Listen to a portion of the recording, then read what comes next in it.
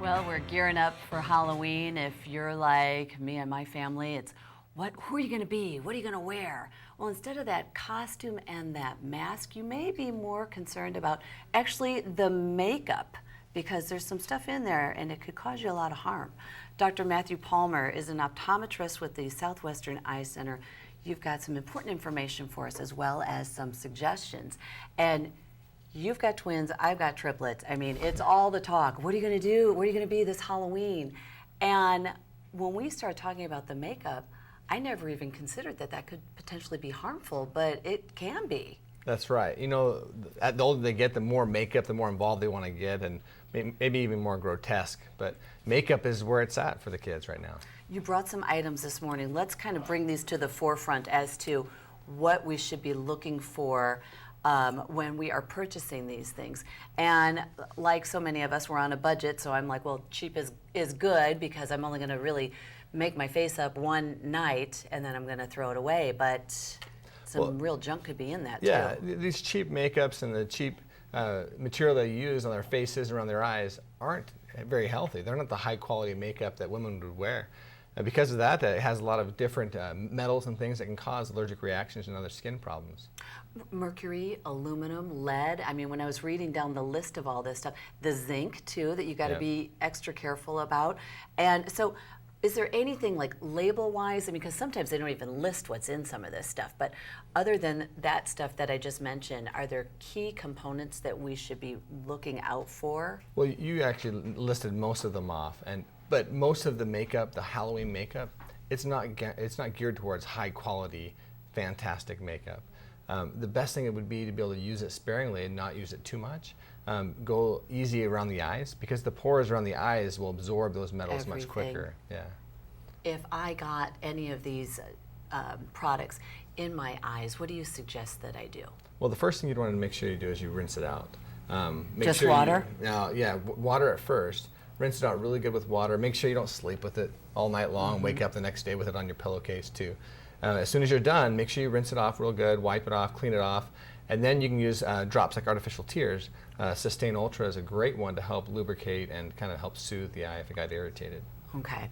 I'm looking at these eyelashes over here.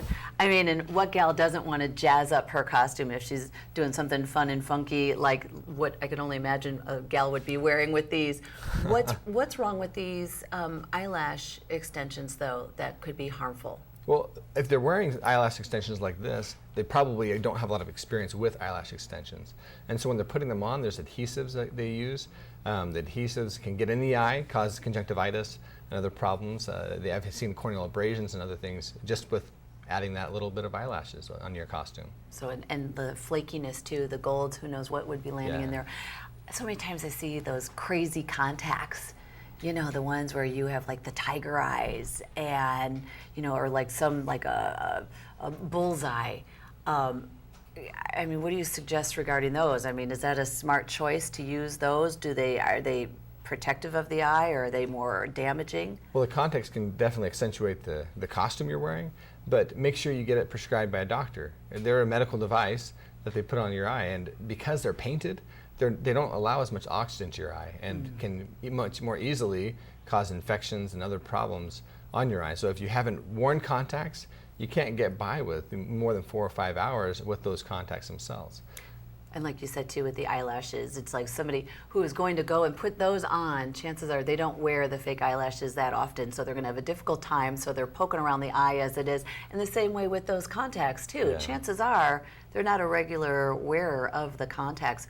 What kind of safe alternatives do you have when it comes to the Halloween makeup and eyelashes and contacts? What would you suggest for those kids that just have to have the complete package for their Halloween costume? You can always go with masks, but those aren't quite as fun because it disguises maybe a little more who you are. But making sure that what you use, you read the label, making sure that what you use, you don't go in excess, and that you put it on for the short period of time and you wash and clean your face very well. When it's hot, it's going to be sweaty. The makeup's going to run into your eyes too. Just make sure you use artificial tears to help lubricate and protect those eyes too.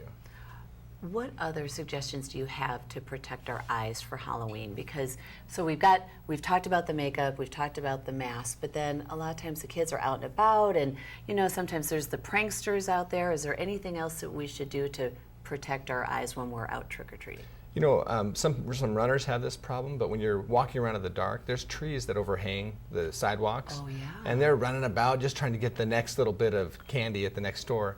Yeah, and then they get nailed. Yeah, so Sure. make sure that they have little flashlights, or maybe you have the flashlight to help illuminate the sidewalk and protect those eyes for you. And quickly, what are your kids going to be?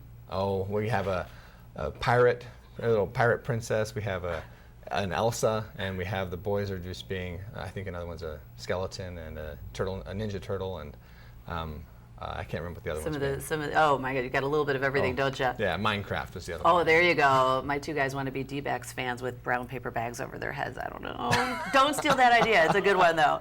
Thank you so much. For more information, you can always visit Dr. Palmer at swi.com. We'll be right back.